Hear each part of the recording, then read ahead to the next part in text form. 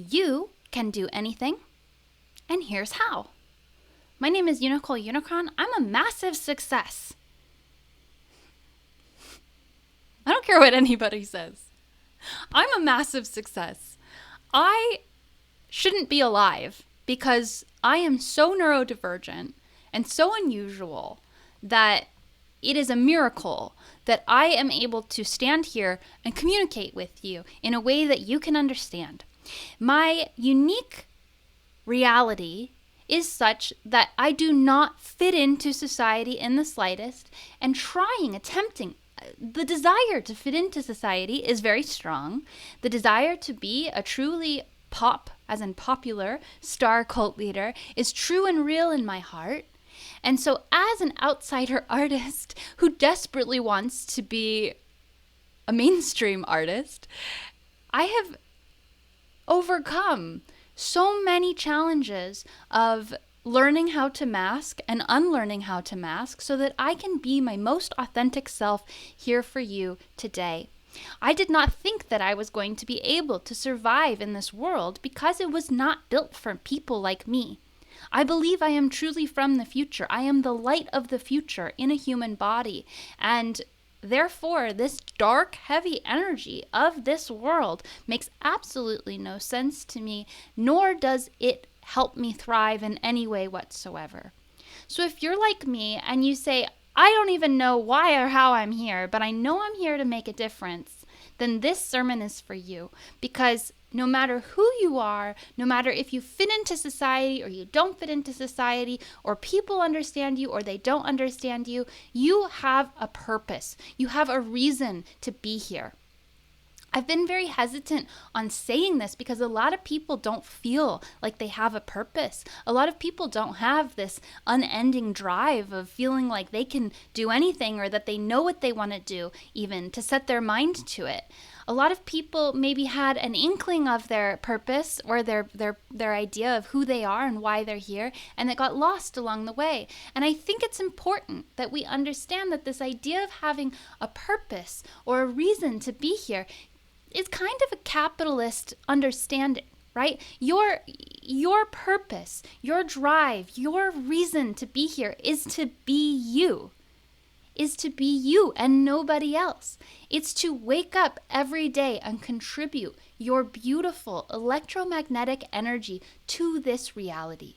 You have a unique energy signature that no one else has. You are a technology. You are an energy bomb walking around the world, blasting your unique light into every space that you enter. If your energy is very bright or very different from other people's, this is going to be really uncomfortable.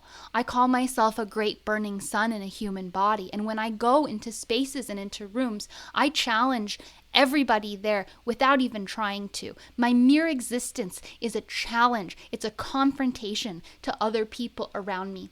So it doesn't matter if I do anything at all. It doesn't matter if I write books or I make music. Literally just by being my authentic self and being true to myself and interacting with the world in whatever way I'm meant to interact with it, whatever way I desire to interact with the world, I am doing my life's purpose. I am fulfilling my reason for being born here on earth. And that is to be Unicole Unicron. For me, I enter spaces and people get very triggered and very upset, and a big shining light shines on their own soul, and I cause them to question everything that they think is true, and they get mad at me a lot of times, and they think I'm wrong or doing things wrong or something because they really, really, really want not to look at these things that I'm shining a light on. You might have a completely different energetic structure, energetic signature. So when you interact with people, a lot of people who are like earth angels, they might just interact with people and you heal them. You're not actually triggering them.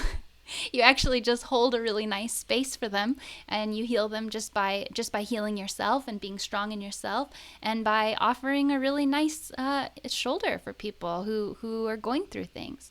You also might be somebody who isn't really someone who communicates with a lot of people, but the art that you create is affecting people. You might even just be someone who you work on your own family, and then your children and your spouse, they go out into the world and they are interacting with the world in a different way because of who you are.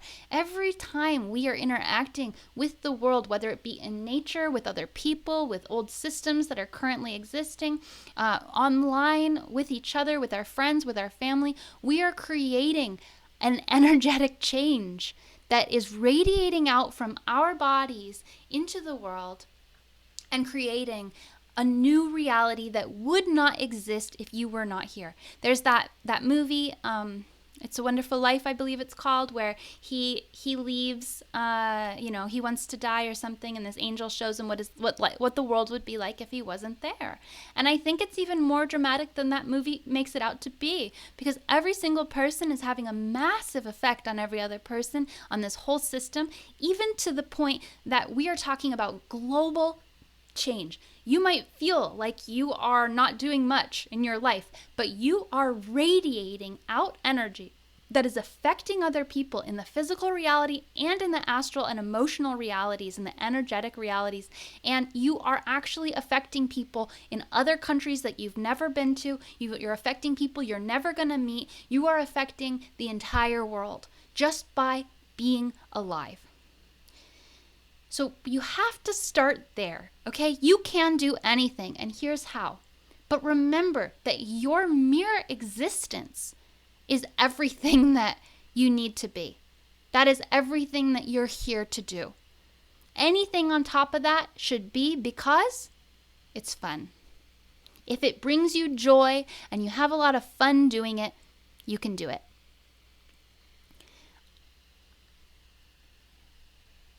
If you are someone who says, Unicole, I get this all the time. Unicole, it's so strange. You have such a clear vision of who you are and what you're doing, and I don't have any of that. And that used to confuse me. I used to say, I can't help you. I don't even understand that. That's beyond my scope of comprehension. I was born with a vision of what I'm supposed to do. And I looked at the TV and I said, I'm supposed to be in the TV. And I looked at singers. I said, I'm supposed to be singing. I looked at the president. I said, I'm supposed to be the president. I looked at Mother Teresa. I said, I'm supposed to be Mother Teresa. How do I do it? How do I do this very clear vision that's in my head? And I understood it in the way that I understood it. And it's developed and it's expanded into the way that I am, into everything that I am today. The camera's backwards. It's so hard to know what's going on. Okay, so if you are someone who doesn't have a vision, that's okay. And I've learned a lot about your quandary, and I think I can speak to that. If you're someone who says, I don't have passions. I just go to work and I don't even know. I wish I had a vision. I wish I had a passion. I wish I had something I wanted to do. You do. And I don't usually like to speak for everyone, but you do have passion and you do have a vision inside of yourself. It is hidden deep inside of you under layers and layers and layers of fear and shame and criticism. And this is coming from your upbringing. If your parents were highly critical of the things that you did, it's likely that maybe from a very young age, you were actually restricting your passions, smaller and smaller and smaller, hiding them further and further and further away to the point that it is unsafe for you to access those passions. If you were belittled or made fun of or hit or abused or treated badly because of your passions as a child, then it was unsafe for you to have them. So what do? You hide them away. You make it so they don't exist. You make it so that no matter what reality is happening, you're just someone without passions because it's way too much hassle to have a passion about something. So if you feel that way, if you feel disconnected from your true self, you feel disconnected from your true passions, from any kind of purpose that you might have, analyze your childhood and do some trauma healing and talk to that part of yourself, that child part of yourself that used to be excited about life, that used to be excited about creating whatever it wanted to create, whatever you wanted to create. And the fact that maybe you got manipulated into not caring about those passions anymore. Okay, so get in touch with that child's self. Get in touch with that part of you that really does have a desire to create something, to bring energy forth, which is because you just want to, because it's fun, because it's something that you have on in your consciousness that nobody else has in their consciousness. This is your divine right. And the more you can unearth this feeling, the more that you can unearth this reality of who you really are and what you really want to do, despite the fact that other people have shamed you for it, you are going to help create heaven on earth. You are going to be a beacon of light for people who also have had to repress their emotions, and you might stand clear and strong for people who have done that. Okay? So care for that child. Understand that, yeah, it was actually unsafe for you to have those passions. It was actually dangerous. It wasn't accepted. It wasn't allowed in your childhood. And now you can create a space where it is allowed, where you are safe to be who you really are, where you are safe to care about what you really care about, where you are safe to have passions and excitement about who you are and your unique energy and the unique, beautiful, artistic, creative ideas that you have inside yourself, because we all have them. Once you hold that space for your child self and you learn more about them, you learn more about your passions, you get reconnected to that spark of life that only you have, that unique energy, and you learn to hold that space, you are going to become so strong. You are going to become one of the strongest artists that there is, with the most clear vision and the clearest art, and anything anybody else says against you or about you, trying to belittle you, it won't even matter, because you've already done the work of beating those demons out of your own consciousness. You are allowed to be who you are. You are allowed to create what you want to create. And you are allowed to be the creative spirit that you are meant to be. When you get started creating, let me give you a little warning here, okay? When you get started creating, you are going to be horrified at the quality. You are going to look at your creation and you're going to say, why did I ever think I could do this? This looks worse than a child. This looks terrible. I just want to make art like this, and all I'm left with is this. This is not what I want to create. I'll give you the example of my music. I wanted to create high quality pop music, and I just only was able to produce this like very lo-fi, like very strange music. And I said, this is not what I'm trying to do. This is so discouraging. And then I didn't have that safe space for my child self. And so when other people said, Unicole, your music is bad, I already assumed that it was, because I had this idea in my head of what I wanted to create, and people said, your music is bad. And I said, I know, it's terrible. I don't know what I'm doing. And I carry that thought in my head, even as my music gets so good that people I admire it. The reason why this happens is because you are starting off your creations as a child.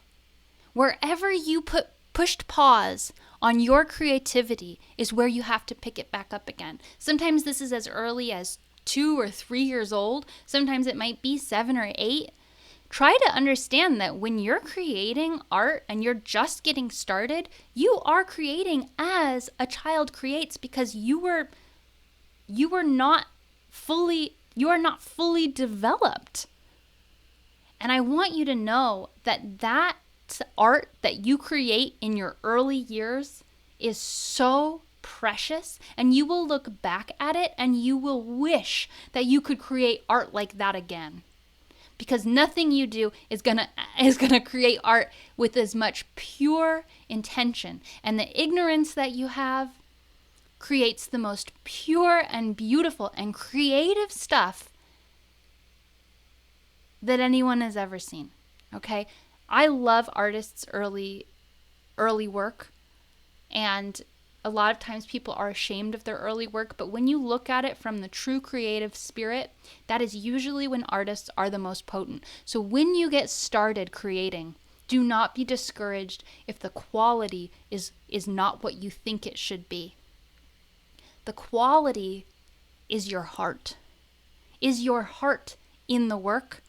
That is the only quality that you should be worried about. How can I let my heart shine through my work in a more and more and more pure way? I always thought, well, I have to get rich so I can get better gear. I have to get better gear so I can make sounds like I'm trying to make. And guess what? I have piles of expensive gear now, and I'm still making weird sounds. And I realized all along, those weird sounds are what I'm trying to make.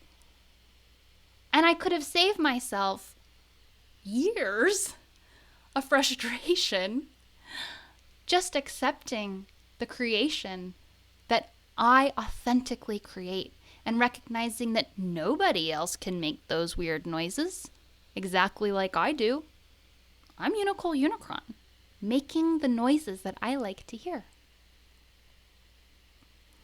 That's very precious. So holding space for that child self goes beyond just figuring out your passion. It goes into the point of beginning your creations and really connecting with your child self and holding space for them and allowing them to exist. Allow them to create. I used to nanny for this kid, and I felt so sorry. I don't know where this came from. I didn't know how to help him, but he was about 5 years old, and every time he would start drawing a picture, he would get so frustrated, he'd start screaming, and he'd crumple the paper up, and he'd say, "I hate it, it's horrible," and he'd throw it across the room. And it sounds almost like performance art, to which I was impressed if it was, but I think it was actually authentic pain that he was feeling, and if you have that feeling inside of you where you want to just destroy your creations and you hate them, just accept that that's what you created at that time. You can go through all of my work. You can see all of my earliest work. And the reason why I leave that up is because I want you to see my journey. I want you to see that I didn't start out where I am today. It has been a very long process of allowing myself to create certain things. And there might be songs that you hear of mine where you're like, this is strange. And there might be songs that you hear in my past and you're like, wow, this is actually a bop. Like Unicole was making bops quite a long time ago. And Unicole's still making bops. You aren't really the best judge of your own art. And the reason why I make art is to share it with the world. Maybe you don't want to share your art with the world. You don't have to. And even what I'm talking about doesn't have to be art. But when you start following your passion and you start creating, you have to understand that this early work, you're not going to really understand it until you're several years out of that era and you look back and you will have so much love for yourself. So try to have that love in the early days. Try to just appreciate the journey. Try to appreciate that nobody else is going to create like you create, even at the beginning. If you're starting with popsicle sticks and macaroni, you're going to create something very different with popsicle sticks and macaroni than anybody else creates, and that is valid and important. That is valid and important.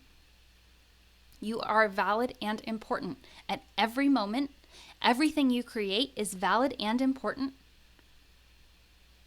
Allow yourself to be on the journey. Allow yourself to realize it's all a journey. You're never going to get to this point where you're like, I finally am creating something. You have moments. Most artists have moments where they're like, I did it. And then like a year later, they're like, oh, I'm so embarrassed. Why did I think that I did it then? And then, just love yourself. Love yourself for your unique energy. Okay, so if you're having trouble being motivated to do what you want, to do anything that you think, you say, I have to go to work and I have kids and I have to do this and I have to do that.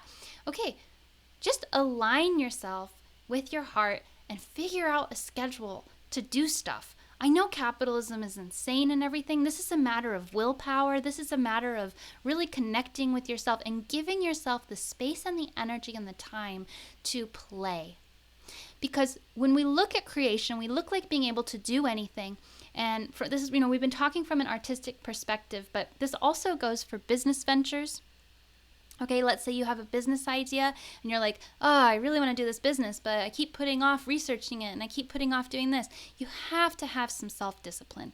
If this is what truly makes you happy, if it's not, then don't do it. Okay, ask yourself, does this truly make me happy? Do I really want to start this business? Or am I just doing that because I think that's what I should do?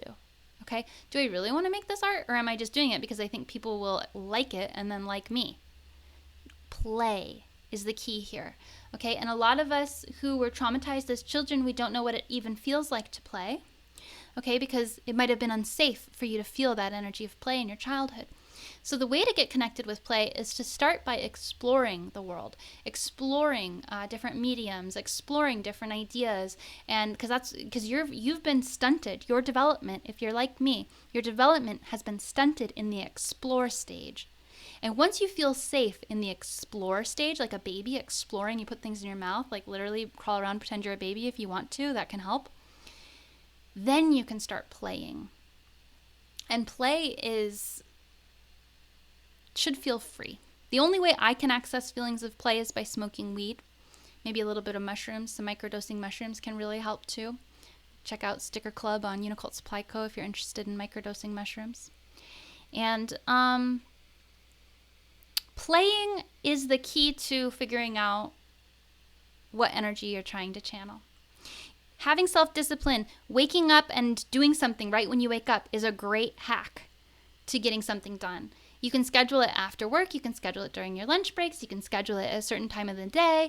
Whatever you do, just schedule it in. Schedule in time to play. It doesn't matter what you do. It doesn't matter. You don't have to figure everything out. Just play. When you're thinking about the idea of doing anything and you have this vision, let's say you've got the vision, you're like, okay, I've got the vision, I want to do this, I don't really know how to do it. The next step is to make friends with people who've already done it. And you might be like, Unicole, no one's ever done that, but no one's ever done what I want to do before. Yeah, for me, no one's ever been a pop star cult leader. I've studied a lot of different cult leaders. I've studied a lot of different pop stars. There are certain business people who are similarly doing things that I would like to do. And so you can break it down into these smaller chunks of like, okay, so you want to be a real estate mogul. Find someone in your city who's a real estate mogul and become friends with them. Go to lunch with them. Just have conversations with them. Even if you're not someone who goes out very much like I am, check out people who are doing what you want to do online. Become friends with them. Figure out how to get into the community. I wanted to be a robot ethicist. I became friends with all of the robot ethicists on Twitter. And even though I don't fit into the community, it helped me comprehend what it is to be a robot ethicist and move towards that future. Because when I decided I wanted to be a robot ethicist, I was filled with so much passion. I wanted to do it so badly, and I didn't know how. And I didn't even know if I could, but I knew other people had done it. So when you view other people who have done something, when you're friends with them, when you're having conversations with them, that helps you manifest the reality into your life, because to them, it's normal life. To them, they've already accomplished what you want to accomplish, and they can help you raise your energy up to the place where you are a vibrational match to the thing that you want to do. So connecting to other people and connecting to their resources and their path is more important than anything else. I really believe if you've done all those other steps, that is the thing that is really going to open your mind up and really going to pave the way. Make lists, short-term, medium-term, and long-term goals that you have for what you want to do. Seriously, make these lists, short-term, medium-term, long-term goals. 1 to 2 weeks. I make daily lists, and then monthly lists, and then yearly lists. And sometimes I'll even make five-year-long lists. Make those lists. That'll help give you a direction. That'll help give you a shape for what type of future you are trying to build. And the last tip I'll give you is that when you're writing these goals, when you're envisioning your future, when you're thinking about what you really want to do, don't put the external reality onto it. Okay, you can successfully accomplish things in the third dimensional reality if you set your mind to them. One of the things I wish so bad was on the MTV episode. They were filming me on my way to my first open mic. It was my very first performance ever. And the camera guy says, are you anxious about this performance? It's your first performance ever. And I said, oh, no, because I feel like I'm supposed to be selling out stadiums like Taylor Swift. I'm actually kind of embarrassed that I have to do this. I forgot the point, but just allow yourself to be funny and to expand your reality. Here's the point. If I had gotten, and I was for a long time, really upset that I wasn't playing these stadiums, right? That actually prevented me from doing the work that I wanted to do. So you can get to the energetic root. Why do I want to play stadiums? Oh, because I want to have an impact on an audience. I want to brainwash people. Okay, so can I do that in a small way? Can I do that online? Can I do that at open mics? And instead of focusing on, oh, I just want to be in a stadium, or I just want so many people to love me, or I want this person to do something, or I want this record label to sign me, or something like that. Focus on the feeling. And this is just very straightforward, very important manifestation advice. Focus on the feeling state, because the feeling state is what's real. Even if I did automatically start playing stadiums, would I feel satisfied? Maybe, maybe not. But if I can find the satisfaction in the work that I'm doing, no matter what size it is, no matter what the third dimensional reality looks like, no matter if people come up to me and tell me they like my music, or they think I'm a musical genius, or they think I'm doing the most revolutionary thing in music in the world, which people do sometimes say, or if I'm only paying attention to people who are like, Unicole's music's a little weird, because they don't understand it. That's up to me of what I'm hearing. If I create my own reality of what I'm doing and why I'm doing it, and I don't involve other people, I don't involve the third dimensional reality, then I'm going to be creating a pure reality of my own joy that no one else can take away from me. And as you do that, as you build up your own creative spirit, as you build up your own divine energy, your radiance, because you're not letting other people neg you and get you down, and you're like, I just want to reach people. I just want to say my message. I want to feel like I'm having an impact. And you focus on the ways that you already are. That is what catapults you into the highest reality. That is what catapults you into the physical world that you might be dreaming of, but it's probably going to look a little different than you originally imagined, because the third dimensional reality is the playground of the ego. And what we're talking about here is a spiritual radiance. Spiritual radiance. Thank you, Paisley. If you have any other questions about how to do anything, and how to really connect with who you are, what your passion is, getting connected to the right resources, you can make a comment in this video. We can help each other out. And if you are someone who's like, I have something, I know I do, I just want to get started, join UNICULT.